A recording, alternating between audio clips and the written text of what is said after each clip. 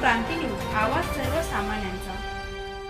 गणेश चतुर्थी महिला बचत गटाला शिलाई मशीन वाटप व उद्योग उभारणी मार्गदर्शन। पेकरडा या गावी बुधवार दिनांक 8/4/2026 रोजी सुधारित कापूस आदर्श पद्धत प्रकल्पाच्या वतीने महिला सक्षमीकरण आणि उपजीविका वाढीसाठी एका विशेष कार्यक्रमाचे आयोजन करण्यात आले होते। या कार्यक्रमांतर्गत गावातील गणेश चतुर्थी महिला बचत गटाला स्वतःचा स्वतंत्र व्यवसाय सुरू करण्यासाठी शिलाई मशीन प्रदान करण्यात आली।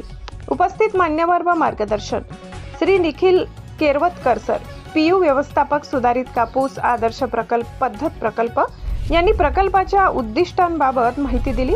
कापूस शेतीसोबतच शेतकरी कुटुंबातील महिलांनी पूरक उद्योगांच्या माध्यमातून आर्थिक स्वावलंबन कसे साध्य करावे यावर त्यांनी सविस्तर प्रकाश टाकला। श्री अरुण सर, उपजीविका तज्ञ, यांनी बचत गटातील महिलांना शिलाई व्यवसायाचे नियोजन, बाजारपेठ आणि उद्योगातून शाश्वत उत्पन्न कसे मिळावे याबद्दल तांत्रिक व व्यावसायिक मार्गदर्शन केले। महिलांना उद्योजिका म्हणून घडविण्यासाठी हा उपक्रम मोलाचा ठरेल असा विश्वास त्यांनी व्यक्त केला।